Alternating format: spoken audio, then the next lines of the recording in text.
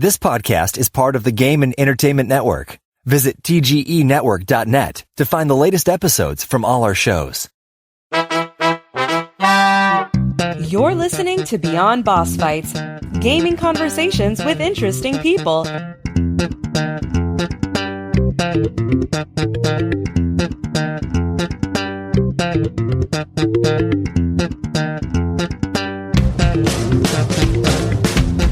And now, here's your host, Braxwolf. Hello and welcome to episode 15. Gaming has become a global pastime, and a worldwide customer base means a world of diversity in thought, language, and cultures. While the English language is becoming somewhat of a standard for worldwide conversation, it doesn't always translate cultural and regional differences easily. In this episode, Sil from MMOgypsy.com and the Battle Bards podcast talks with me about some of the challenges brought about by the convergence of cultures within games, blogs, and social media. She shares about some of her experiences being a European player on both North American and Japanese game servers, and about how a small misunderstanding of a term on her blog brought the trolls out of the woodwork. First, though, my son Broadkill is back to tell us about what he's been playing lately.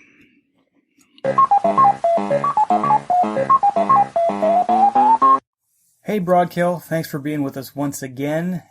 I have a very important question to ask you. Do you know what it is? What games am I playing? What are the kids playing? Yeah. You look surprised. You should probably be ready for this by now. I was totally ready for it. Okay, so what have you been playing lately? I have been playing Star Wars The Force Unleashed Ultimate Sith Edition. I don't know how different the Ultimate Sith Edition is from other versions, but whatever. The Force Unleashed, and this is a game that we got in a Humble Bundle a couple weeks ago with about 4 other Star Wars games, I think, right? So what do you like about The Force Unleashed? First of all, could you describe it? Well, so you are this guy. He is being trained to overthrow the Emperor along with Darth Vader, and what I like about it a lot is the graphics. It's amazing graphics quality, and I have read the books, and it's almost exactly matched up with them, so I'm kind of happy about that. Okay, so it fits into the extended universe. Mm-hmm. And you say the graphics are good, but it's a pretty old game, isn't it? Yeah. And they still hold up? They're amazing. You can see, like, everything on the game. The only problem with it is our computer isn't built to handle that good of graphics. So, when we get into the TIE Fighter hangars, it'll, like, the top of my screen is, all messed up in graphics and stuff. So what was there a second ago will, still be there for about 3 more seconds. So if a TIE Fighter flies across your vision, you'll see a bunch of different TIE Fighter wings. Because if you're seeing it from the side. So you see a bunch of different TIE Fighter wings spanning out across the top of your screen. So you said you're training to overthrow the Emperor along with Darth Vader? No, Darth Vader is training this man to overthrow the Emperor. But then the Emperor later finds out about it, and yeah, that's just the beginning of the book. I see. Okay, so in the extended universe, Darth Vader has plans to overthrow the Emperor? Yes. What is your favorite part about the game? I think my favorite part is the force abilities that you have. You can pick people up and throw them against walls. You have Sith Lightning, you have a huge force push. You have a force push that you can push in all directions and blow everything up. You throw people around, basically. Yeah. What part of the game that you don't like? I think the health bar could have been smaller, so it was more of a challenge. It's really easy to take down guys. Right now. I'm not sure about later, but now it's pretty easy to take down guys, and it's not that much of a challenge, but that may be modified once I put it off of the easiest setting. Probably. That would be my first suggestion if it's too easy for you. So if you were to recommend this game to somebody, how would you sell them on trying the game out? I would probably tell them that if you like high graphics quality, this is the game for you. You should probably read the books first, so nothing will be a huge surprise when it happens, because there's a lot of surprises. and play it on a high graphics quality computer. But could somebody play this game without reading the books and still enjoy it? Yes, Okay. for sure. Okay, so it's not a requirement to get really deep into Star Wars lore to enjoy the game. It's just recommended that you kind of know a little bit about Recommended Star by Wars. Broadkill? Recommended by Broadkill. Okay. Well, thanks for being with us, and have fun playing The Force Unleashed.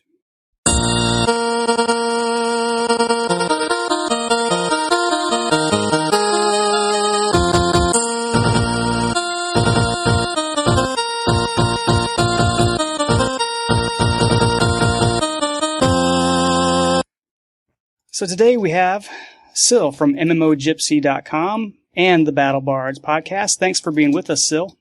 Hey, Rex. Thanks for having me in your illustrious podcast. No problem.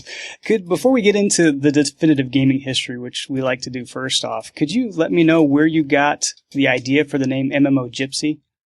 You know, in the beginning, I had a blog that was a multi-author blog called Raging Monkeys. I'm not sure if you're familiar with that name, whether you were reading my blog at the time or whether you were familiar with Raging Monkeys, but that's how I started off, with a couple of guildmates from World of Warcraft. I think that was around 2010. And then after a while, everyone started sort of dying away. And I was blogging almost every other day, and I was the most active person. And I didn't really feel like the name Raging Monkeys sort of, was something that I could identify with. Like, it wasn't really my blog. I didn't feel comfortable with it, especially since I was the only person left blogging. And so I was just looking for names, I guess, and sort of thinking about what I like in MMOs especially. And I'm a big explorer. Like most people will know that about me. I really like the sort of adventure in MMOs. I'm traveling around and exploring beautiful worlds and music, etc. So I thought, well, in a way, I'm like a traveler or an explorer or a gypsy or an adventure, and I play many different MMOs these days. And then that's how the name kind of came up. It was really sort of trying to pin down what I feel like as a MMO player. It's got kind of a dual meaning. Yeah. Yeah, as far as you wander around within the game as an explorer, and you also wander from game to game. Exactly. Yeah, because these days I'm not really sticking to one game anymore so much the way I used to. But I'm still, in every game, I'm sort of looking for the same things. So it's a double meaning, and I think it really fits me. So when people have said that they kind of like the name of my blog because they know me and how the things that I care about. So, I guess it worked out well. So thank you for being on again. You're the second Battle Bard in a row that I've had. We'll have to work on getting Steph on at some point, I guess. That's right. Yeah, I've heard the podcast with Sip. That was great. So as far as how you got into gaming for your definitive gaming history, and how did you get into MMOs and what you're doing today, where did that all start? Gaming started pretty much after I was born. So, like in the early 80s, like I had a family with lots of gamers. Like my brother was a gamer, and we had friends that were into these early stages of video gaming. And I think my grandparents sort of got the stone rolling, with an Atari computer.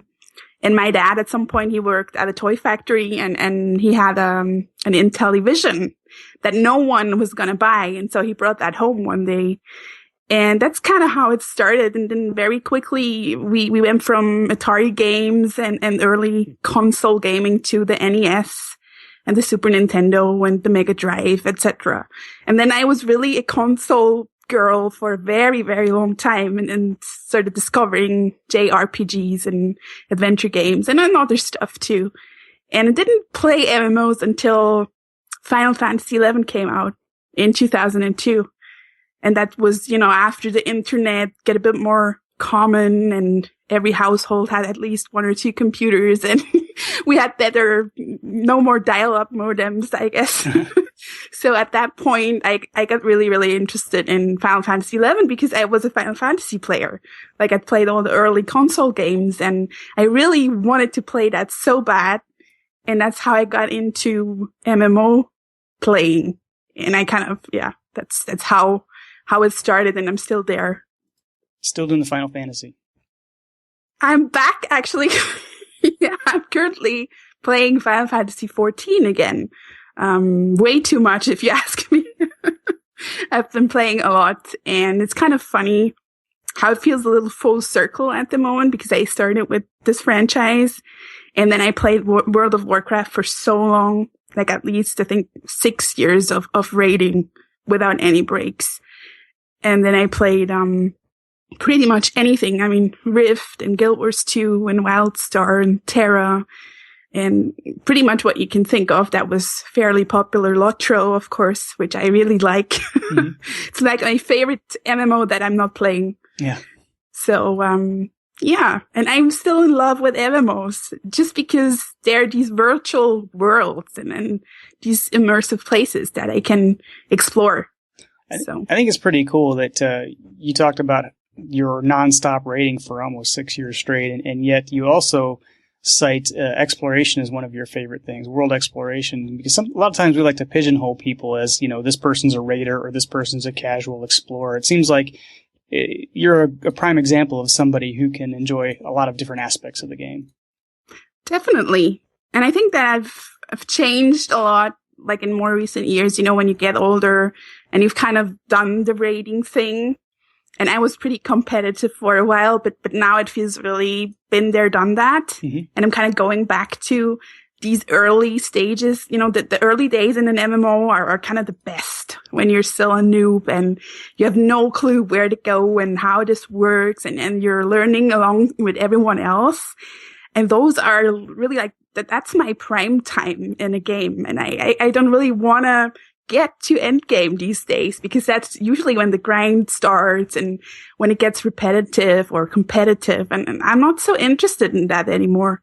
Yeah, I'm starting to kind of feel the same way. I've been very, very slowly meandering my way through Guild Wars 2 without having, you know, without being real, I guess, deliberate about trying to get to level cap.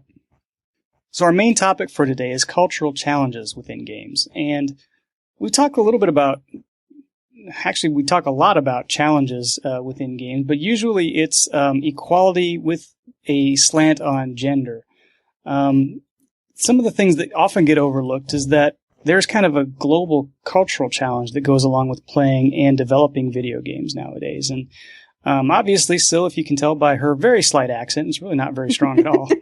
Oh, that's nice. she's not from the United States, and she's not.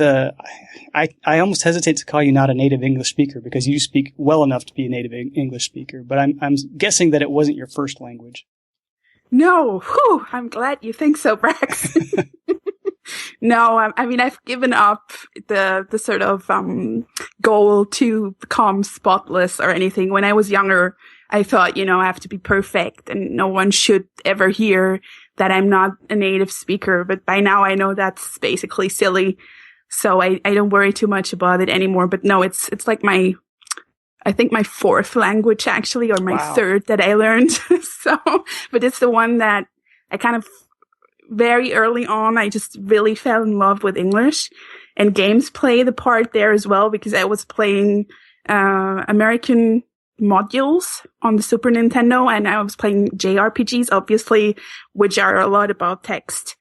And I didn't really know English yet, not from, you know, learning it in school.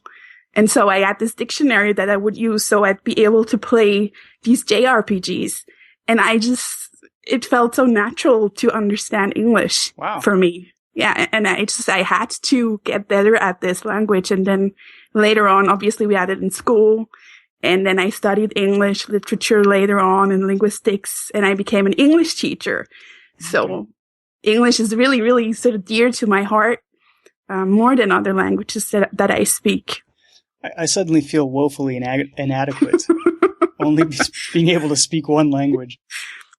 Well, don't. Usually my American friends or English friends, they only speak one or two languages. So it's interesting what necessity does, though, isn't it? I can remember my My daughter learned a little bit about how to read by playing Animal Crossing, because that game does a lot of words down at the bottom. And I'm not sure that she even really knew how to read the words sometimes, but she knew enough about the cues from the words to know what was going on in the context of the story. So it's kind of neat that out of necessity, you learned English to be able to play some of the mods that you were playing.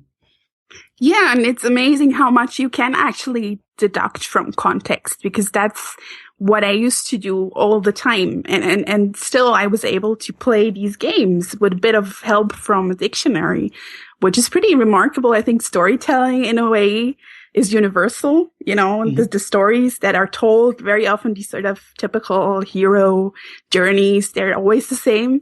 So even if you don't speak the language, you get into them fairly quickly. So speaking of language, one of the first things we probably think of when we talk about a cultural difference or a cultural barrier is the language difference. And a lot of games in the old days, the single-player games would be released with different languages. Not always the case with MMOs nowadays. A lot of times they're written in the language that is native to the area that they were developed in, and then kind of marketed to that area. Has language ever presented a challenge for you in a game? Well, not since I know English. Mm-hmm. Basically, I was never interested in language packs for MMOs, for instance, and I never played German versions of games after I could help it, especially since, the European versions of those console games that I used to play were called PAL or PAL, the format, and they were so subpar, like, first of all, you had this sort of, there were these weird black bars on top and on the bottom of your screen. So the game was actually smaller. And that was a big no-go among the hardcore console players around here. And then most of the translations were so bad, in my opinion, especially when they started having audio and voice. I think Final Fantasy 9 was one of the first that they translated, and it was awful. And I remember they gave the Tin Man, I don't know what kind of accent he has in English. I think he sounds a little different, maybe Scottish or something. And then they felt it was a good idea to give him a Bavarian accent in German. And it was so bad. I was like, I got goosebumps just in a bad way listening to it. and I never, I don't read translations, for books. I don't watch translated movies, and I want to play the games in the language that they've been developed in, if I can. Obviously, if it's a Japanese game, I can't, but I'm still going to prefer English over German, for instance. Right. That's just how it is. Yeah. See, this is going to be a very fascinating conversation for me, because I don't experience hardly any culture, especially the linguistic challenges, because of everything being developed. English has been kind of a standard on the internet ever since it was developed, or developed over time. And so it's foreign for me to even take my mind out of that place and think that other people would have difficulty with either cultural or language barriers. That's really something that I know from American friends that I've played with, and, bloggers and on Twitter, that most of the time it's just because in your daily life, and also as an MMO player, you usually have your own dedicated servers. Mm-hmm. And so you just don't have all these encounters on a daily basis that European players would have. And that's why, it's like a different approach or mindset altogether. You kind of have to remember, oh, wait, now I'm not on a dedicated region anymore, right? Do you know anybody around, say in Europe, that you speak with that has potentially had challenges either within a game or within the larger internet community because of language? I think I have a couple of German friends, online friends, that prefer to speak German when they can. And also back in Warcraft, I had 2 German friends that they were mostly silent in the guild. They didn't like to write on the forum so much or speak up on TeamSpeak, even though, they were able to understand English, because usually our receptive language skills are more developed than our productive ones. That's very normal. And so they could hear and perfectly fine. They could read guild text, the guild chat or raid chat, but they didn't really feel comfortable speaking up on TeamSpeak. And we would usually go into another channel and we'd speak German there, or French with some friends from France. And I think for some players that have stronger accents maybe as well, they feel kind of very self-conscious about that. That's what I experienced mostly. So I missed the obvious question earlier. You've mentioned German and English and French. What is the fourth language? The fourth language, well, if you want to get very technical, I grew up speaking Swiss German, which is very different in many ways from High German. Okay. In that they can't really understand what we're saying. Okay. And the grammar is different in some ways, and there's different vocabulary. It's a bit like maybe Dutch to German. And I can even understand Dutch quite well if it's not too fast, because it's similar to Swiss German. And then I grew up with Swiss German, the normal, like standard German, and Farsi. I speak Farsi as well. Do you know what that is? I have no idea what that is. Sometimes it's better just to be quiet and not show your ignorance. Yeah, Farsi is the language of Iran.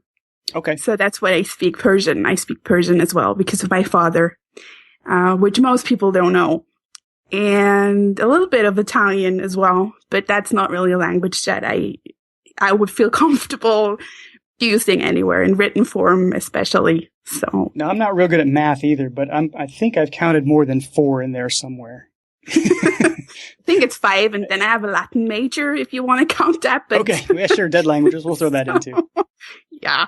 I mean, Switzerland is notorious for people that are multilingual, because we have 4 national languages, which means like official life, any official paper from the government or even radio stations speak 4 different languages, and the papers are in 4 different languages, depending on where you live in the country. And I don't know anyone who doesn't speak at least 3 languages, honestly, just because we have to learn them. And also in school, very early on, we have to learn French and then either Italian or English, and then usually another language on top of that. So it's just normal here. It's nothing special. Now, has language presented a challenge for you while either blogging or podcasting or otherwise participating in the gaming community? I think as a blogger, certainly when I started off, I was very self-conscious about it, which is not to say that early bloggers, like beginners, are always self-conscious, right? But I kind of felt a bit paranoid how much of it is going to show and how much do you have to edit and stuff like that. And I think in the first 2 years when I was blogging, I never talked about where I'm actually from. And most people just assumed that it was English or American or whatever. And I was kind of over editing a lot of the time because of that. Like, I really felt like I have to do better, and it's not good enough.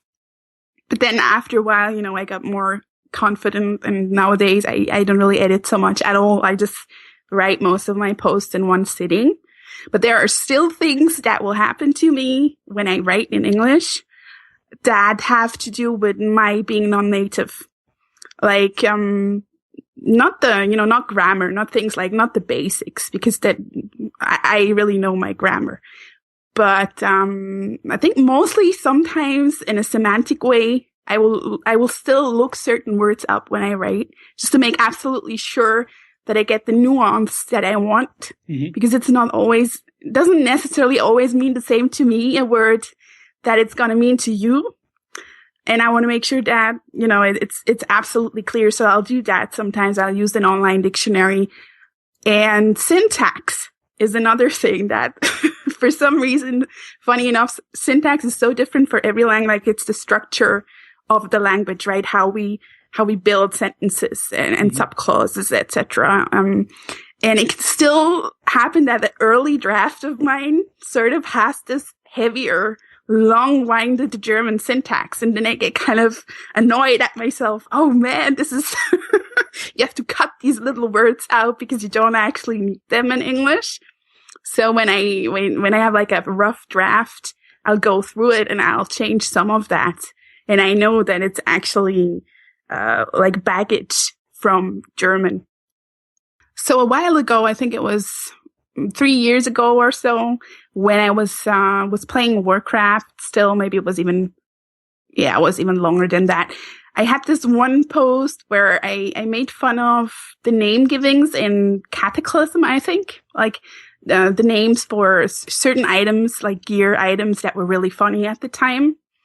And I still remember that because, because of sort of, I went on holidays and I came back to this post and I had so many sort of troll comments because of that word. And it was the belt of absolute zero. Okay. That is actually in the game. And the thing that happened was I kind of made fun a little bit of these weird names, of gear for gear. And then, I named absolute zero and I said, what's that supposed to mean? It's silly. How can zero be absolute, etc. Just, along with other really silly sounding names that you could tell they didn't really put a lot of effort into, that kind of stuff. And then obviously, and this is something that can always happen to you no matter how well you speak a language, is that certain jargon or lingo that is very specific, maybe scientific jargon, etc. You're just not gonna know. Just like colloquialisms, you can't know. I can't know figure of speeches that are very, very exclusive to, let's say, Scotland, right? Or I'm not gonna understand what a chemist is saying half of the time. Right. Not in German either, by the way. But, and absolute zero, I didn't realize that this was actually a term. And I thought it was just a silly word, like a silly combination of words. Mm-hmm. And I came back, and the unfortunate thing was that this was a post that got featured on Joystick, on WoW Insider at the time. So they referred to this post, and not in a bad way either. But then a lot of people came over from WoW Insider and read that post, and they all thought that I was the silliest, most stupid person for making fun of absolute zero, because that actually means something, right? Like it's physicist's term? Yeah, like, it's something scientific. Yeah, exactly. So, and then I went and looked it up, and obviously I understood it once I translated it, and it was like, hey, come on. I had like 20 people saying, like, people who never commented on my blog otherwise, like mocking me, and every person pointing out the same error of my ways. And it got really tedious. And then I wrote a comeback or a reply post to that about second language blogging. That's kind of what triggered that post later. Gotcha. Yeah, I could absolutely see that happening. And the sad part is probably everybody who commented negatively completely disregarded the rest of the post because of that one term that you threw in there and didn't understand, right? Yeah. That's probably the big fear of the second language bloggers, that I'm going to mess something up really small and people are going to fixate on it and they're going to disregard the rest of what I've said. Yes, and it was particularly unfortunate because that got featured on WoW Insider. So, I mean, storm. It was, perfect storm over nothing. So, but then, I wrote the comeback. It's called Absolute Zero, that particular post. I just had to get back to those particular readers. I could understand why you might be a little hesitant when you first started blogging, because I can tell you from the other side of the coin, when I read something, I sometimes catch myself making a judgment about the person by the way that they've constructed a sentence, or used an incomplete sentence or used an incorrect word, because you can't tell when you're reading something in text whether a person is fluent in your language or not. And sometimes it turns out that this is not a first language situation for them, and this is just the way that they communicate. That it's not a reflection on their opinion, even though that's sometimes a judgment that I'll make right away when I see something like that, and I have to kind of back up and say, well, considering this is this person's second or third or fourth language, that's a pretty darn good way to communicate that, and this should not be a reflection on the idea that they're trying to communicate. I think I could understand why you might be hesitant to blog in a second language like that. I think so, especially if you have pretty high standards for yourself anyway. Then it gets even harder, and you're kind of paranoid for no good reason. I think it's just very important for all of us nowadays in this age of the internet and this sort of global community to realize that English isn't really owned anymore by, let's say, Britain or the USA, because English has become what's called a lingua franca. If you're familiar with this term, it means it's a second language for most people in which they can communicate, and it's not actually their native language. And it's sort of this global free language nowadays that's going to have all these regional influences from all across the world. Like there's like Asian English and European English, etc. So I think we kind of have to be aware when we read something on the internet, the person can be from anywhere. When you were talking about nuances, I was thinking to a couple of times on Twitter when I've said something, and I'm surprised when somebody who I know is a native English speaker but isn't from the U.S. comes back and asks me questions about it, because it's even though we're both native English speakers, we're from different countries, say Wales or the UK. There are some very different nuances in some of the ways that words are used. I think so. I've certainly had, I think it's rare that you really have these big misunderstandings, or that something comes across way more offensive than you meant it. But I've certainly made experiences like that with either with guildmates when playing, or on Twitter as well. Like I had people unfollow me because they thought, I was super offensive. And for me, it was like, hey, this is how we talk around here. So, and obviously there are certain maybe customary things that we have to be aware of. But then again, I think it's too easy to revert to cliches, because I think that there are a lot of people like me, like with my values and my way of speaking anywhere around the world. And there's people like you anywhere. So, I don't really believe you guys are Americans and we are Europeans or any of that. I don't actually believe that. I think we're very, very similar, especially the people that I sort of select for myself, like my community, and the people that have selected me. We are very, very similar, I think. But there's still such a thing as maybe an overall cultural custom, how we speak about certain things. Yeah, and you're getting into a little bit of beyond the language as far as cultural differences, because there are cultural differences that are reflected in the language but aren't necessarily rooted in the language. You talked about some specific situations, and I'm not asking for any names, but can you remember kind of the specifics around possibly a cultural misunderstanding that you had? Not so much cultural, but maybe that words were more offensive to someone. Back in my guilds, like back in Warcraft, where, my guilds were mostly British people. Like Britain is very big on European service. You have a lot of Brits and you have a lot of Scandinavians. And then you have a couple of oddballs like myself and, more Southern Europeans. And there were certainly occasions. I remember one time we had a potential recruit who put in an application. And he had a very tricky name. He had the name that was sort of a wordplay. And if you changed around some of the letters, it became a very offensive word in Britain for a woman. Okay. And maybe you know what I mean. Mm-hmm. So, and this was a huge debate. I remember that on our board, our guild masters at the time were British Englishmen. And it was no question that they were never going to accept this trialist or this recruit. And then there were all these other guys and girls who thought, oh, come on, it's not that bad. And it's a word play and it's not really explicit and it's not such a bad word. And for the English guys, it was absolutely the worst word. Mm-hmm. And it's stuff like that. For me, it was pretty interesting because I don't use the word and not really too familiar with it. And that was such an occasion, definitely. That was one of the times when I became really aware of language or cultural differences within Europe, because most of the time you're always aware that you're playing with different players. Like when you join European servers, you always know basically every person you meet, you're going to ask where they're from, because they're not going to be from where you are. So you're very aware of that. And there's a lot of exchange and funny chats about, usually within half an hour you talk about food. I don't know why that is. That's universal. But yeah.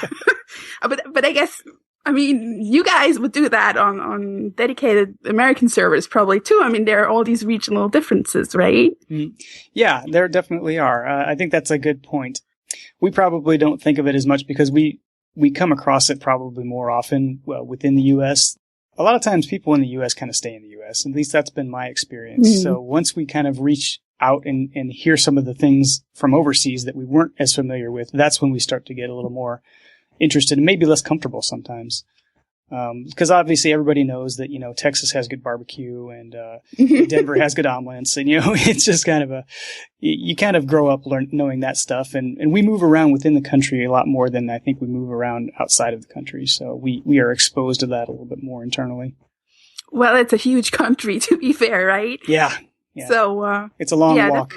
I can see that. And at the same time, it's interesting, all this exchange that we're having now in this age of the global community.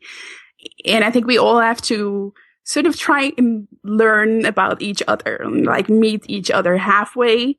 And most of the time, the similarities are, they far outweigh the differences, in my opinion. Yeah. So when the media wants to tell us that we're all so different and they want to kind of keep up this alienation for all sorts of reasons, political ones, etc. But most of us are very, very similar, no matter where you go. And I think that's really important. At the same time, it's vastly interesting to talk about the little cultural differences and language and such. Language aside, let's put that aside for now, because that's the most obvious one.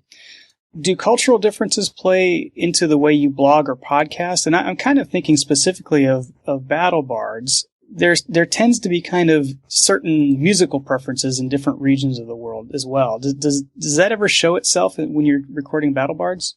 That's a good question. I think generally the way we podcast is very similar, all of us. We have the same approach to the podcast, certainly. Maybe I can say for myself that I listen to a lot of very diverse music, except, when it's not video game music, then I'm into some, Scandinavian music and also Italian music I listened to for a while, and I'll kind of know the music types from Europe, especially. Mm-hmm. So then sometimes I can add that to the show. And Steph and Sip are going to talk about more Western music, for instance, or country and things like that they know better than I do. So I think, we are informed by the areas that we live in, right? And Europe has so many different cultures and different styles of music and obviously different languages. So I can every now and then I can talk about that on the show. Have you ever felt excluded from the community because of some kind of a cultural difference? I wouldn't say so. I think in the beginning I wasn't sure whether I could ever be part of this MMO blogosphere community because of where I was, and it's sort of not because people were always, very, very welcoming and sort of mostly interested in where I was from, etc. So, but maybe in the sense that I felt, I'm so far away from where gaming, the industry actually happens. Yeah. So, that was a concern. But then I realized it doesn't really matter because we are all amateur bloggers, most of us, and we're mostly informed by what we're playing and what we love in games as players. And I don't really have to go to all of these events. And if I really want to, I can always go to Cologne or, to the Gamescom, or I could go to events in Europe. But, no, I don't really think I'm excluded. But you tell me, am I an oddball? No, not at all. I don't think so. I don't know that I represent everybody, but not in my opinion anyway. I don't know. You talked about, I hadn't thought about this until you brought it up, but being far away from where the industry is, you may be closer to some of the conferences than I actually am, being in the middle of the United States. I'm just kind of far from either coast. And if I ever wanted to attend something, I'd have to find something in the Midwest probably. Yeah, that's true. Well, a lot of the stuff happens on the West Coast, right? And in California and San Diego and all of those places. And so it always feels like it's far away from here. Yeah, I'm sure it does. A lot of games have servers in different regions. A lot of them have for the technical advantage. They'll locate some in the United States and some in Europe. Do you think there's any difference between those two groups of servers? I could tell a real quick story. Mm-hmm. When I first started playing Lotro, they still had their European servers were managed by a different group than their North American servers. And at some point they decided that they were going to get out of the business of doing that, and they were going to move the European servers over to North America. And they would still be European servers, but they would be located in North America. And, to me, obviously that made no difference. I was just fine with that whole thing. But there was a lot of uproar in the European player base about that. And some of the things that I saw actually kind of made me laugh a little bit. One of the concerns of somebody in the forums was that all of a sudden they were going to start seeing words with Americanized spellings, with Z's in them, or Z's for those of you in Europe and Canada. Or they were going to spell color without the U or something like that. And I thought, boy, if that's your biggest concern with this server migration, this game's in pretty good shape. But I just thought that was interesting. Do you think there are actually any differences in those types of populations between those servers, or is it, again, is the game itself more of a unifying force? I definitely think the games are a unifying force, and I think gamers, no matter where they're from, instantly have a lot in common, like geeks do as well. And it's sort of, like you said, a universal language in a way. And the little things, yeah, maybe there are small differences, but are they really important? I mean, that's the other question. When I started playing MMOs, it was on a Japanese server. I played Final Fantasy XI on a Japanese server. I think it was called Unicorn. And I was there for 6 months. And I mean, this was a huge language barrier, and Final Fantasy XI always had this sort of weird tool, like an in-game translator, where you can put chunks, like ready chunks, after each other and kind of try to communicate with each other across the languages. I think it was basically once I was able to get a party, other than that, I felt they were extremely polite. Like all these sort of, thank you and please and all of that. That was something that I felt was very different in dealing with people. Like they were very, very polite and forthcoming. But other than that, once I had the party, we had the same fun that I have with anyone. So I don't think that the communities are so different, but certainly, I mean, Asian MMOs have certain differences. People say the community is a little different. Just like the games are maybe a bit different, but I'm not sure it's true. I mean, the grind, for instance, or that they're a lot more willing to pay for stuff and microtransactions and all of that is sort of this, what people think of when you say Asian MMO, right? But doesn't necessarily mean that the community is different. I'm not sure. Yeah, I mean, and that's a great lead-in to the next thing that I wanted to talk about was East versus West in MMOs, because obviously, most of my experience has been with Western MMOs. Probably the closest I've really ever come to playing a quote-unquote Eastern MMO was when I played a little bit of ArcAge. And quite honestly, I didn't notice much of a difference between the grindiness in ArcAge versus what I was doing in Lotro. That's very true. So, I mean, I guess I'm kind of wondering if we've come to this point now where the Western MMOs have adopted enough of the Eastern way of doing things and vice versa that we've kind of started to converge the way that these games operate. And that was kind of one of my questions that I wanted to talk about. What do you think about that? I think now that we have more and more the free-to-play model in the West as well, because people used to say, free-to-play is very Asian and subscriptions are very Western MMO. But now that has changed or starting to change drastically as well. And the microtransactions are coming with the free-to-play models, and grindiness is relative, right? Whether you grind quests in Warcraft or whether you just have to grind mobs in a game for experience, it's not really a big difference. Right. So I think it does definitely feel like they're coming together.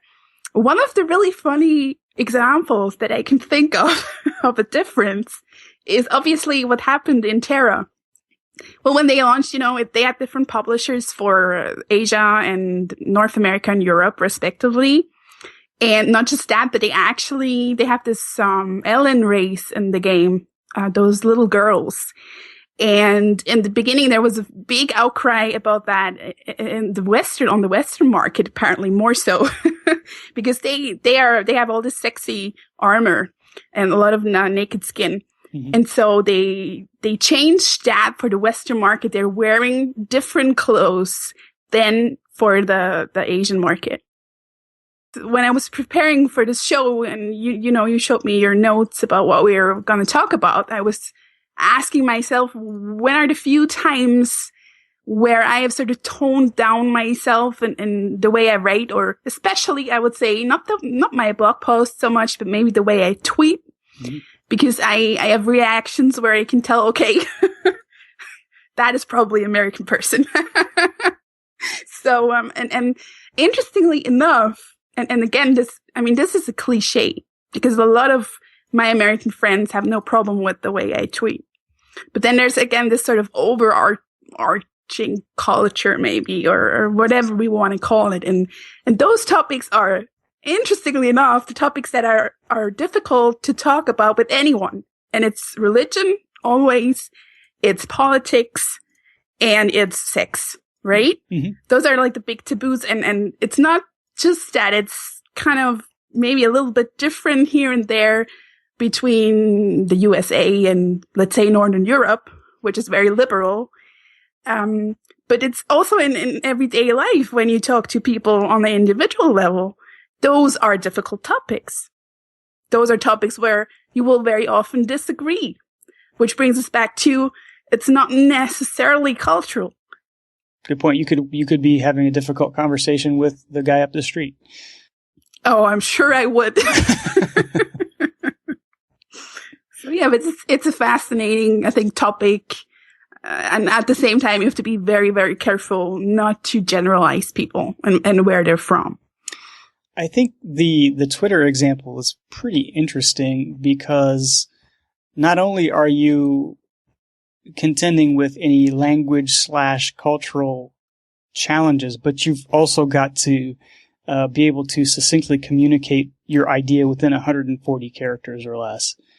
And that seems to be an additional challenge for me anyway. I know that I've sent a couple tweets out just this week that I wouldn't say they offended people, but they started conversations that I certainly didn't expect them to start because I wasn't, first of all, I don't know where everybody's mindset is when they read that tweet.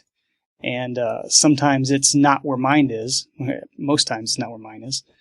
And second of all, I don't probably take as much time as I should to be sure I craft it as clearly as possible. Sometimes I just shoot 5 or 6 words out there and assume that it's going to be read the way that I intend, and that's not always the case. No.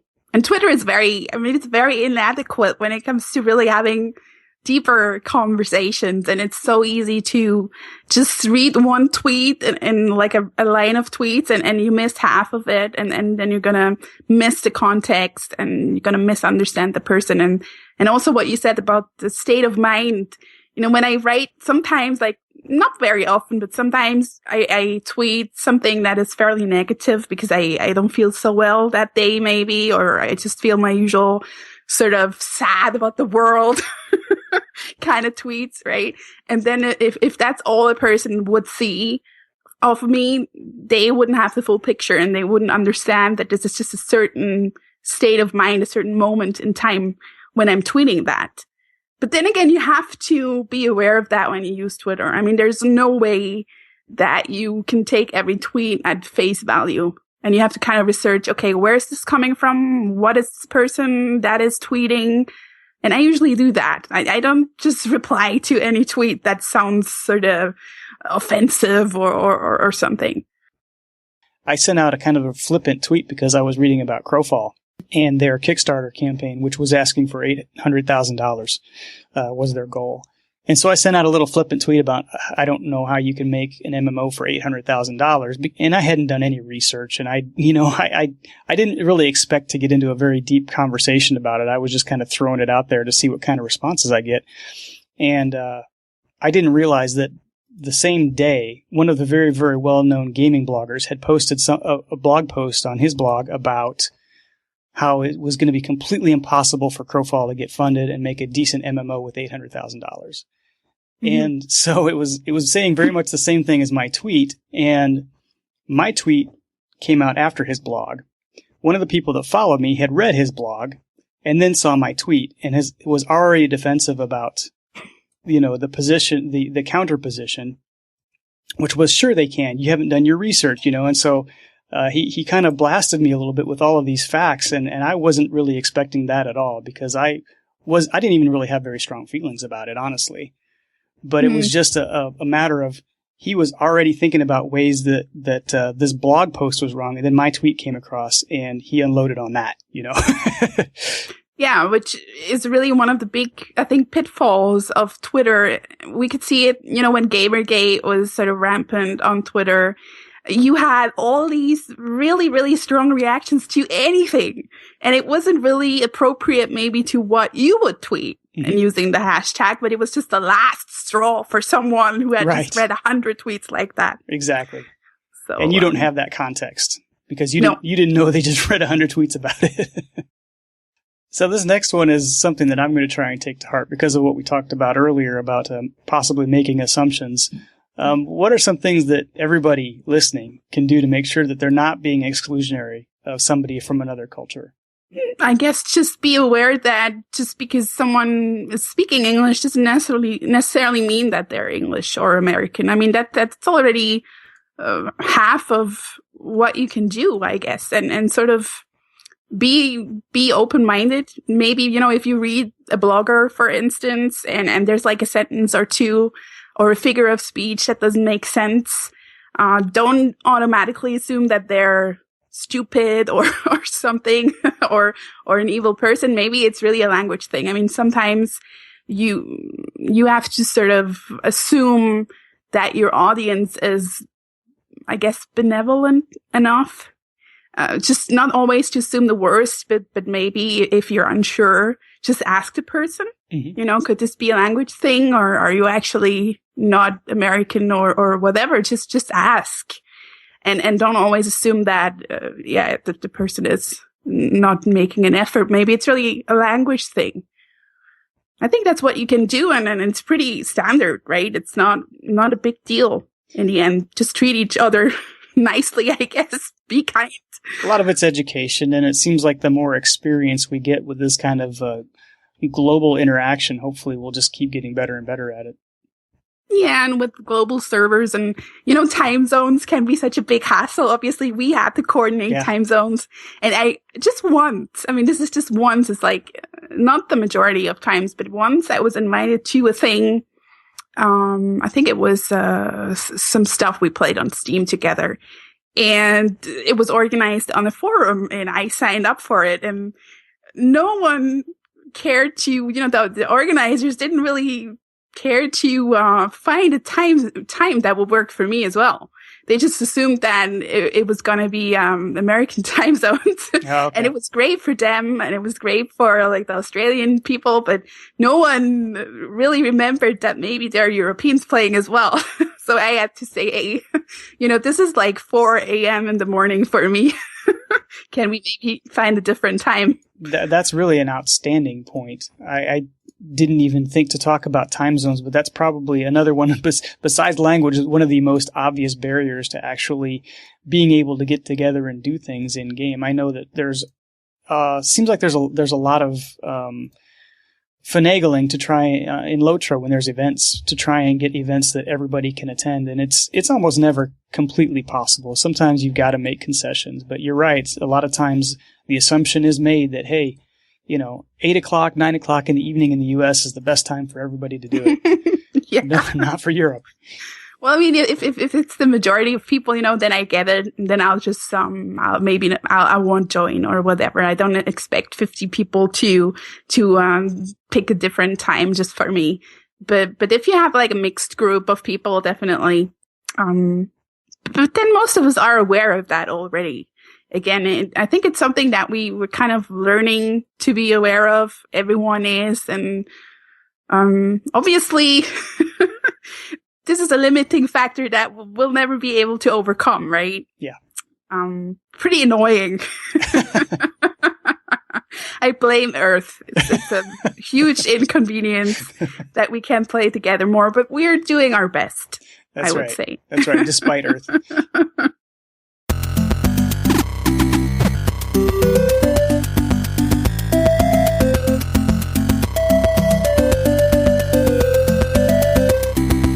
As far as what I've been doing this past month, really only one thing I kind of wanted to address, and I wrote a blog post about it too, but realizing that not everybody who listens to the podcast probably reads my blog, wanted to bring it up. I'm going to be taking a break from doing the Lotro Players News podcast, and there's not a whole lot to this other than I've gotten really busy in my life, as people could imagine. Running 4 kids around during the week can get to be an everyday affair. And the last thing I really wanted to do was tell the family that, no, we can't do anything on a Saturday because I've got to be back in my chair at 7:30 our time. So that kind of is one major reason. The other thing is I haven't been playing nearly as much Lotro as I was when I started the show. And I kind of felt that if I continued to present myself as an expert in this particular field, it'd kind of be doing the listeners a disservice. By no means was I actually really tired of doing the podcast per se, or bored with the podcast. In fact, the podcast was one of the reasons I actually kept playing the game, which is kind of a backwards way of doing things if you think about it. So I got to the point where it kind of felt more like an obligation to log into the game for the sake of being on the podcast, and it just wasn't really the reason I got into doing it in the first place. So I asked Anding if I could have a break and see if maybe the passion would come back after a few weeks. And he graciously said, I totally understand where you're coming from, and you're welcome back at any time. So I was really thankful for that, because I do kind of hope that I can come back at some point, and hopefully within the next couple weeks I'll be able to get back on there and kind of feel refreshed and ready to go again. The last thing I wanted to mention is the show is in really, really good shape. If you look at where it's gone from where I started in episode 8 to where it is now in episode 87, I think is what they're at. It's amazing to have watched that growth over that time, not only in download numbers, but in participation and in the growth of the community at the site and the comments and everything else. It's just been really fun to watch. And the fact that they've just brought in some really, really strong co-hosts in Trish Lambert, Era Therrett, and Terry Adwin, made me feel like it was an okay time to step away, and that I wouldn't be throwing too much of a wrench in the works if that happened, because I knew that they'd just be able to pick up the ball and run with it. So I look forward to hearing where that podcast goes, and hopefully be able to jump back on in a few weeks when things calm down a little bit here, and maybe I'll be able to get into Lotro a little bit more once again. Our featured TGen show this month is Cat Context, which is created and produced by my friend Lior, who I also do MMORPG.com's Game On podcast with. In this show, Lior and her 2 co-hosts, or should I say cohorts, explore the world of gaming and geek culture like no podcast before it. And by that I mean they talk a lot about hats. Actually, that's just kind of an inside joke. It's really a very fun podcast. You can tell the 3 have been doing it together for quite some time, because they've got some of the best chemistry that I've heard of anybody on the network. Cat Context is about 3 friends getting together twice a month to talk about MMOs, RPGs, nerd culture, and really good virtual hats. Cat Context is my bi-weekly attempt to find a subject that Arrow is not randomly an expert at, and to instead make fun of Lior for being so wrong all the time. Also, games and movies and stuff. Cat Context is about trying to be hilarious in 10 seconds or less. Or is it fewer? I think it's fewer. I'm out of time. Cat Context. Games, movies, and smart talk twice a month.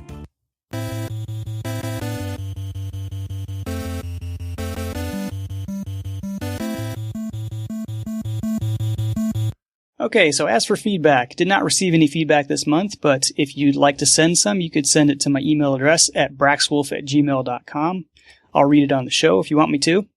It's also a reminder that Beyond Boss Fights is on iTunes, we'd appreciate your ratings and reviews. That helps other people discover the podcast, and it also makes me feel good. This is a reminder that Beyond Boss Fights is on Stitcher also, and as of this month, Beyond Boss Fights is also available on Player.fm. So if you're one of those people that wants to use a different podcatcher than Stitcher or iTunes, Player FM's got a pretty good little app. I've downloaded it for my Android phone, and it's pretty good. I like it quite a bit. I still use Pocket Casts myself, but it's very similar if you're used to podcast catchers. Lastly, Beyond Boss Fights is also on a Nook, so check us out over there. There's a forum if you want to post anything like show topic ideas or, tell me how good Syl sounded on the podcast. Yay! Yes, please do that. Syl, would you like to give out your contact information? Sure. You can find my blog where I ramble about MMOs and try not to sound like a non-native speaker at MMOgypsy.com. You can find me on Twitter under gypsy_Syl. And you can find our podcast, Battle Bards, at battlebards.libsyn.com, where we talk about MMO music. And as for me, you can follow me on Twitter at Braxwolf. That's BRAXWOLF. Again, you can email me at braxwolf@gmail.com. I'm on a Nook, thenook.com/Braxwolf. Facebook and YouTube at those specific host names /Braxwolf. And you can always find my blog at braxwolf.com. Thanks, everybody. We'll see you next time.